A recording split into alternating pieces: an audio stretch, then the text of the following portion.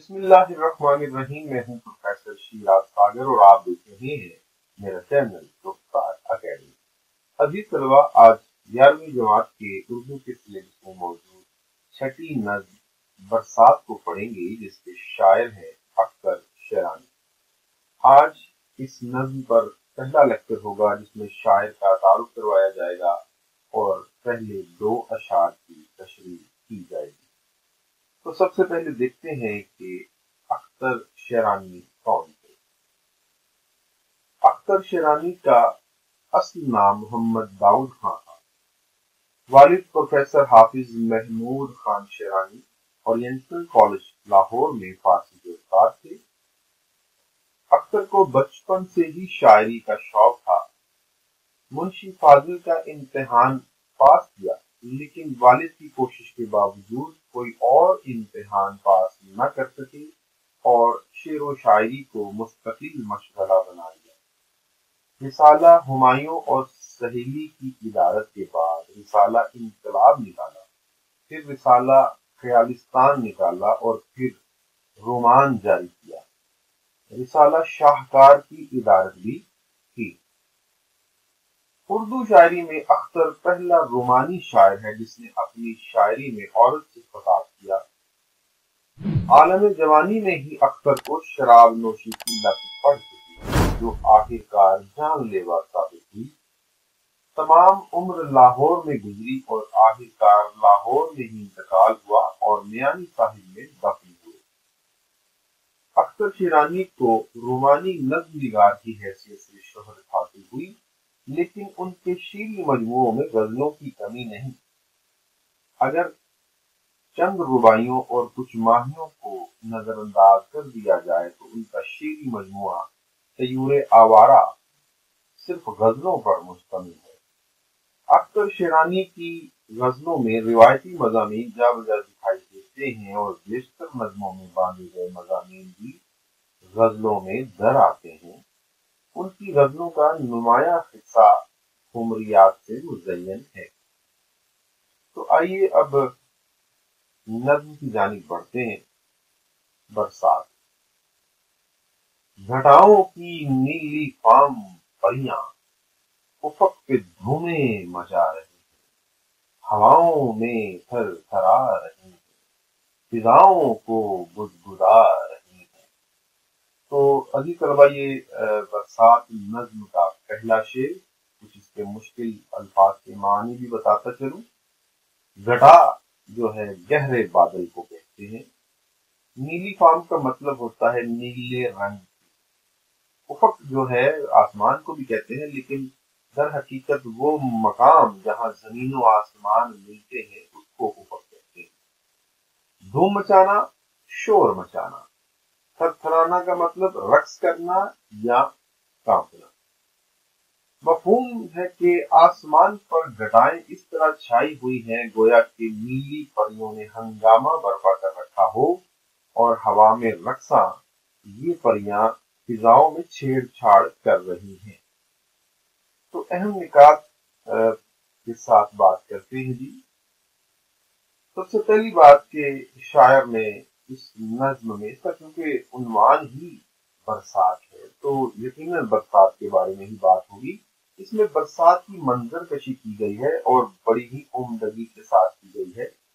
عزیز طلبہ، در حقیقت آپ کو معلوم ہوگا کہ گرمیوں میں یا خاص طور پہ جون جولائی کے جو مہینے ہوتے ہیں ان میں شدید گرمی ہوتی ہے، اور ایسی گرمی ہوتی ہے کہ سورج آگ اگلتا محسوس ہوتا ہے، اور اس آگ اگلنے کے ساتھ ہی جو درجہ حرارت ہے وہ 50 ڈگری تک بھی جا پہنچتا ہے۔ اور پھر کیا ہوتا ہے کہ انسان تو اس گرمی سے پریشان ہوتے ہی ہیں، بیمار بھی پڑ جاتے ہیں، بہت ساری بیماریاں بھی جنم لیتی ہیں، لیکن اس کے ساتھ ساتھ پیڑوں پر، پودوں پر، پھولوں پر بھی اس کا اثر پڑتا ہے اور ہر چیز مرجائی مرجائی سی محسوس ہوتی ہے، گھٹن ہوتی ہے اور لگتا ہے کہ ہر چیز جو ہے وہ تپ گئی ہے۔ اور انسانوں کے ساتھ ساتھ نباتات اور پھر اس کے ساتھ ساتھ جو جانور ہیں ان پر بھی ان کے اثرات پڑتے ہیں، اور پھر وہ بھی جو ہے پیاسے محسوس ہوتے ہیں، نڈال محسوس ہوتے ہیں، اور مرجائے مرجائے محسوس ہوتے ہیں، ان میں زندگی کی لہر دوڑتی ہوئی محسوس نہیں ہوتی، کیونکہ گرمی ہر ذی روح کو نڈھال کر دیتی ہے اور محسوس ہوتا ہے کہ جیسے اس میں زندگی باقی نہیں رہی، ہر چیز جو ہے وہ خزاں رسیدہ سی معلوم ہوتی ہے۔ تو شاعر نے اس عالم میں برسات کے آنے کو یا پھر برسات ہونے کے منظر کو پیش کیا ہے۔ شاعر نے الفاظ کے ساتھ تصویر پیش کی، یہ بڑا ایک عمدہ ایک ہنر ہے کہ شعراء کرام جو ہیں لفظوں کی مدد سے منظر نگاری کرتے ہیں، اس کو محاکات بھی کہتے ہیں۔ جب کوئی شاعر یوں لفظوں کی مدد سے کوئی تصویر آپ کے سامنے پیش کر دی، کہ جیسے کوئی پینٹر ہے جو ہے وہ رنگوں کی مدد سے آپ کے سامنے کینوس پر ایک تصویر بنا دیتا ہے، ایک پینٹنگ بنا دیتا ہے، تو وہ کام جو کہ ایک پینٹر یا ایک مصور رنگوں کی مدد سے کرتا ہے، وہی کام شاعر لفظوں کی مدد سے کرتے ہیں۔ شاعر کیا کرتا ہے کہ اس طریقے سے اس کو پیش کرتا ہے الفاظ کی مدد سے کہ اس کو سننے والا، اس شاعری کو سننے والا یا اس کو پڑھنے والا محسوس کرتا ہے کہ وہی منظر وہ خود دیکھ رہا ہے۔ تو یہ شعری صلاحیت ہے کہ جس کے ذریعے آپ یا پھر شاعر اپنا تخیل قاری یا سامع کے ذہن میں اڑیل دیتا ہے، بالکل ہو بہو وہی منظر جو شاعر دیکھ رہا ہوتا ہے چشم تخیل سے، وہی منظر سامع یا قاری جو ہے وہ بھی اس کو پڑھ کے یا سن کے دیکھ لیتا ہے۔ تو یہ شاعرانہ صلاحیت ہے اور بہت کم شاعروں میں یہ پائی جاتی ہے۔ حوالے کے طور پر ایک شعر: گنگور گٹائیں چھا رہی ہیں، جنت کی ہوائیں آ رہی ہیں۔ تو سخت گرمی میں اچانک گہرے بادلوں کی آمد کا تذکرہ کیا ہے شاعر نے۔ کہتے ہیں کہ گھٹائیں جو ہیں وہ آ رہی ہیں، اور یقیناً گھٹا جب آتی ہے تو برسات بھی ہوتی ہے۔ تو شاعر نے بڑے ہی عمدگی کے ساتھ، سلیقگی کے ساتھ الفاظ کا چناؤ بہت عمدہ کیا ہے اور یہ بتایا ہے کہ برسات کا منظر کیسا ہوتا ہے۔ ایک اور شعر دیکھیے گا کہ کرنوں نے رنگ ڈالا بادل کی دھاریوں کو، پھیلا دیا فلک پر گوتے کناریوں کو۔ تو عزیز طلبہ ایک اور بات بتاتا چلوں کہ شاعر نے ایک استعارہ بھی برتا ہے۔ شاعر نے بادلوں کو نیلی فام پریاں قرار دیا ہے اور کہا ہے کہ آسمان پر یا افق پر، یا یوں کہہ لیجیے کہ اگر آپ ایک سمت دیکھیں تو وہ کنارہ جہاں پر آسمان اور زمین ملتے ہوئے نظر آتے ہیں اس کو افق کہتے ہیں۔ تو افق کی جانب سے کچھ نیلی فام پریاں جو ہیں وہ آ رہی ہیں اور شور مچا رہی ہیں، ان کا آنا اتنا خوبصورت ہے، وہ بادل یوں آ رہے ہیں یا وہ گھٹائیں یوں آ رہی ہیں کہ جیسے کوئی نیلے رنگ کی پریاں ہوں اور اڑتی ہوئی ہماری جانب آ رہی ہوں اور رقص کرتی ہوئی آ رہی ہیں۔ ایک شعر دیکھیے گا کہ مسکراتی ہوئی آتی ہے گھٹا سامن کی، جی لباتی ہوئی آتی ہے گھٹا سامن کی۔ تو شاعر نے ان نیلی پریوں کا شور بتایا ہے کہ یوں لگ رہا ہے، عزیز طلبہ آپ کو پتا ہے کہ جب کالی گھٹائیں آتی ہیں تو ان میں پانی ہوتا ہے، وہ بادل جو ہیں وہ جو گہرے رنگ کے ہوتے ہیں، نیلے رنگ کے ہوتے ہیں یا کالے رنگ کے ہوتے ہیں، وہ اس لیے ان کا رنگ ایسا ہوتا ہے کہ وہ حالی نہیں ہوتے، ان میں بارش کا پانی ہوتا ہے، اور جب وہ شور مچا رہی ہوں یا جسے ہم کہتے ہیں کہ وہ بادل اگر وہ گھٹائیں گرج رہی ہوں تو اس سے یہ ثابت ہو جاتا ہے کہ یہ برسے بغیر نہیں گزرے گی، اور ان کا آنا اور ان کا جانا اس کیفیت میں وہ ایک مرجائے ہوئے ماحول کو کھلا کھلا جو ہے بنا کے چلے جاتے۔ تو شاعر نے نیلی پریوں کا شور جو ہے اس کی منظر کشی کی ہے کہ جب گہرے بادل آتے ہیں، نیلی فام پریاں آتی ہیں تو وہ شور مچا رہی ہیں، اور چونکہ وہ ہواؤں میں ہیں، آسمان میں ہیں، تو ہواؤں میں بھی وہ تھرتھراہٹ پیدا کر رہی ہیں، ہوائیں بھی جو ہیں وہ کانپ رہی ہیں، یا پھر ہم کہہ سکتے ہیں کہ رقص کر رہی ہیں، اور فضاؤں کو بھی وہ بدبودی کر رہی ہیں۔ تو فضائیں جو ہیں ان میں بھی ایک ہلچل سی مچ گئی ہے، ہواؤں میں بھی ایک شور، ایک رقص کی کیفیت، یا ہواؤں میں بھی ہلچل محسوس ہو رہی ہے۔ یعنی ہر چیز جو ہے وہ اچانک بدل گئی ہے، منظر بدل گیا ہے۔ پہلے شدید گرمی تھی، ہر چیز مرجائی ہوئی تھی، اور جب نیلی فام پریاں آئیں تو سب ہر ذی روح نے ان کو دیکھ کر خوشی منائی، اور بڑا خوبصورت منظر جو ہے وہ منظر بڑا قابل دید ہے۔ تو آخر میں ایک شعر کے ساتھیا، موسم برسات ہے کیا روح خدا، دیکھ کچھ تازگی یہ صنعت بے چون و چرا۔ تو عزیز طلبہ، چونکہ یہ نظم ایک برسات کے حوالے سے ہے، اور اس میں ایک منظر پیش کیا گیا ہے، یوں سمجھ لیجیے کہ برسات کی مختلف کیفیات کا بیان ہے، تو زیادہ تر تو یہ خلاصے کے لیے اہم ہے، لیکن بعض اوقات اس میں سے بھی دو اشعار جو ہیں وہ تشریح کے لیے آ جاتے ہیں، لہٰذا اس کو نظر انداز آپ نے ہرگز نہیں کرنا، اس کا خلاصہ ضرور یاد کیجیے، لیکن اس کی تشریح پر بھی اپنی توجہ کو مرکوز رکھیے گا، کیونکہ کچھ ایسے بھی بورڈ کے پیپر میں نے دیکھے ہیں جن میں نظم برسات میں سے دو شعر تشریح کے لیے آئے ہیں۔ تو ایک خوبصورت منظر نگاری ہے اس میں، اور مختلف کیفیات کا بیان ہے۔ اب آگے بڑھتے ہیں شعر نمبر 2 کی جانب، اور اس کو پڑھتے ہیں۔ چمن شگفتہ دمن شگفتہ، گلاب خنداں سمن شگفتہ، بنفشہ و نسترن شگفتہ، ہیں پتیاں مسکرا رہی۔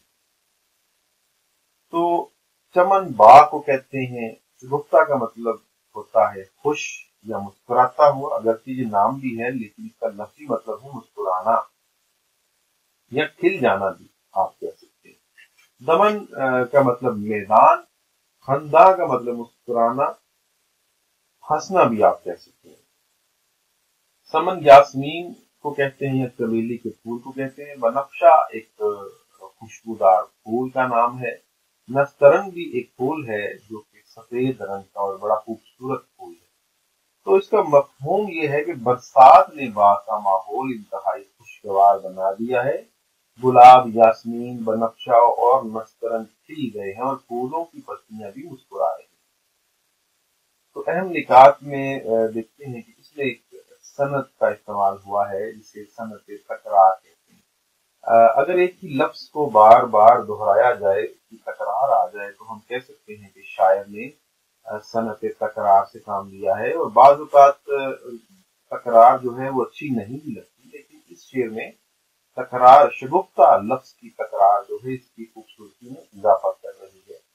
تو تقریباً 4 بار جو ہے لفظ شگفتہ جو ہے وہ استعمال کیا گیا ہے، تو اسی کو صنعت تکرار کہتے ہیں۔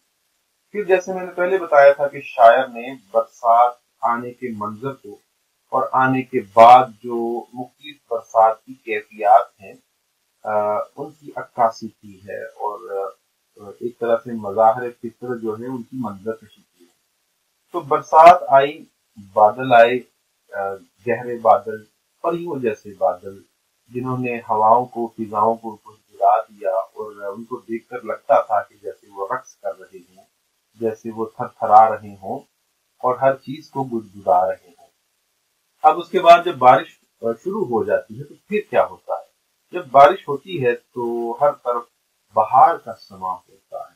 بہار کا سماں یوں کہہ لیجیے کہ ضروری نہیں کہ بہار کا موسم ہو، بہار جیسا موسم محسوس ہوتا ہے، اور ہر چیز کھلی کھلی محسوس ہوتی ہے، کیونکہ جس طرح انسان جو ہے وہ جب نہا لیتا ہے یا پانی سے غسل کر لیتا ہے تو پھر وہ اپنے آپ کو ہلکا پھلکا محسوس کرتا ہے، تر و تازہ محسوس کرتا ہے، اس کی طبیعت جو ہے وہ بشاش ہو جاتی ہے۔ تو بالکل اسی طرح دنیا میں موجود باقی جو ذی روح اشیاء ہیں یا پھر جاندار ہیں، وہ بھی جو ہے کھلے کھلے محسوس ہوتے ہوتے ہیں اور ان میں بھی نئی تر و تازگی آ جاتی ہے۔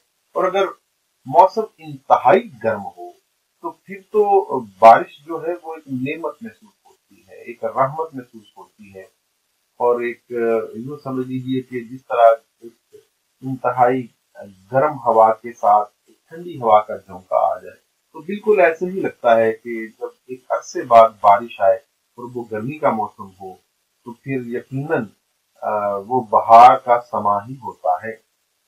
ایک شعر دیکھیے گا کہ ہر ایک پیڑ کا ایک نیا ڈنگ ہے، ہر ایک پھول کا ایک نیا رنگ ہے۔ تو جیسے میں نے پہلے بھی کہا کہ باغ میں ہریالی اور خوشی آ جاتی ہے۔ اگر آپ کبھی کسی باغ میں گئے ہوں اور برسات کا موسم ہو، گرمی ہو، لیکن اچانک بادل آ جائیں اور برسنا شروع کر دیں تو آپ محسوس کریں گے کہ تمام جو پیڑ ہیں، پودے ہیں، ان پر سے گرد جو ہے وہ اتر جاتی ہے، کیونکہ وہ بارش کی وجہ سے وہ بھیگ جاتے ہیں، اور اس کے بعد بھیگنے کے بعد یہ لگتا ہے کہ جیسے سب نے غسل کر لیا ہے، اور بڑی ہی خوبصورتی کے ساتھ جو ہے وہ سارا جو بارش ہو رہی ہے اس نے اس کو بڑا خوبصورت بنا دیا ہے۔ اور پھر ہریالی محسوس ہوتی ہے، اور جو سبز رنگ ہوتا ہے پیڑوں پر، پودوں پر، وہ نظر آنا شروع ہو جاتا ہے۔ اور اس کے ساتھ ساتھ چونکہ ویسے بھی پیڑ اور پودے جو ہیں وہ جڑوں سے بھی پانی لیتے ہیں، لیکن اپنے پتوں ٹہنیوں سے بھی جو اگر ان پر پانی پھینکا جائے تو وہ اس سے بھی پیڑ اور پودے تر و تازہ ہوتے ہیں، ان میں جو بڑھوتری ہے یا وہ ہوتی ہے، ان کی نشو و نما ہوتی ہے، وہ کھلے ہوئے محسوس ہوتے ہیں، موسم بڑا نکھر جاتا ہے، اور پیڑوں کے ساتھ ساتھ فضائیں بھی جو ہیں وہ بھی تر و تازہ محسوس ہوتی ہیں۔ اور جو فضا میں ایک آلودگی سی ہوتی ہے، وہ دھوئیں کی ہو، وہ یا پھر وہ غبار ہو یا اور بھی کچھ ہو، وہ بھی سب ختم ہو جاتا ہے، اور موسم جو ہے وہ بہت ہی تر و تازہ سا محسوس ہوتا ہے۔ تو سبزہ، ہریالی اور ہر چیز میں خوشی نظر آتی ہے، چاہے وہ کوئی بھی جاندار ہو، ایسے موسم سے لطف اندوز ہوتا ہے۔ کوخساروں کا، خیابانوں کا، گلزاروں کا، منہ دلاتی ہوئی آتی ہے گھٹا ساون کی۔ تو کیونکہ اس شعر میں پھولوں کا ذکر ہے، اس لیے ہم اس کے بارے میں بات کیے بغیر اس کی تشریح مکمل نہیں کر سکتے۔ مختلف پھولوں کا اس میں تذکرہ ہے، جیسے کہ چمن تو شگفتہ ہے ہی، یعنی باغ، اس کے ساتھ ساتھ دمن بھی شگفتہ ہے، یعنی کہ میدان یا پھر گھاس کا میدان، وہ بھی سبز محسوس ہو رہا ہے اور سبزہ ہی سبزہ ہے۔ اس کے ساتھ گلاب جو ہیں وہ بھی مسکرا رہے ہیں، گلابوں پر بھی جوبن ہے، ایک طرح سے جوانی آ گئی ہے، اور گلابوں کی پتیاں جو ہیں پہلے گری ہوئی تھی پھر وہ سیدھی ہو گئی ہیں۔ تو گلاب کی پتیاں بھی پہلے مرجائی ہوئی تھی اور اب ان میں بھی تازگی سی محسوس ہو رہی ہے، اور لگ رہا ہے کہ جیسے ان پر شباب آ گیا ہے، اور سمن جو ہے وہ بھی خوش ہے، اور وہ پھول بھی کھلا ہوا ہے، بنفشہ اور نسترن جو ہے وہ بھی تر و تازہ محسوس ہو رہے ہیں، اور ان پر ایک خوبصورتی آ گئی ہے، رعنائی آ گئی ہے، رنگینی آ گئی ہے۔ آسان لفظوں میں کہیں کہ ہر چیز پر جوانی سی آ گئی ہے، اور پتیاں جو ہیں، سبز رنگ کی پتیاں، وہ بھی پھولوں کے ساتھ ساتھ مسکراتی ہوئی محسوس ہو رہی ہیں۔ تو پھولوں کا کھلنا اور پھولوں کا مسکرانا، یہ دونوں معنی جو ہیں یہ شگفتہ کے لیے استعمال ہو سکتے ہیں، یعنی شگفتہ کے کئی معنی ہو سکتے ہیں، جن میں سے کھلنا اور مسکرانا یہ دونوں بھی آ سکتے ہیں۔ فضاؤں میں آ گئی ہے روانی، برسات کی رت ہے کیا سہانی۔ تو عزیز طلبہ، آخر میں بات کرتے ہیں کہ نرم و نازک پھولوں کی رنگینی اور حسن کے تاثرات کو شاعر نے بیان کیا ہے۔ جیسا کہ پہلے شعر میں انہوں نے بادلوں کا ذکر کیا ہے اور ہواؤں اور فضاؤں کو گدگدانے کی بات کی ہے، اور اس شعر میں انہوں نے کچھ پھولوں کا تذکرہ کیا ہے، دمن یعنی میدان کا ذکر کیا ہے، اور باغ کا ذکر کیا ہے۔ تو ان میں یوں کہہ لیں کہ آسان لفظوں میں کہ کچھ نباتات جو ہیں ان کا تذکرہ اس شعر میں آ گیا ہے کہ جو بھیگ کر تر و تازہ ہو گئے ہیں اور خوشیاں منا رہے ہیں، انسانوں کے ساتھ ساتھ نباتات بھی خوشیاں منا رہے ہیں۔ تو عزیز طلبہ، آج کا یہ لیکچر مکمل ہوا۔ انشاءاللہ تعالی باقی جو کچھ اشعار ہیں اس نظم کے، دوسرا لیکچر ان پر ہوگا، اور وہ بھی منظر کشی ہے اور اس کے حوالے سے بھی بات کریں گے۔ آج کے لیے اتنا ہی، مجھے اجازت دیجیے گا۔ میرے لیے دعائیں کرتے رہا کریں، اور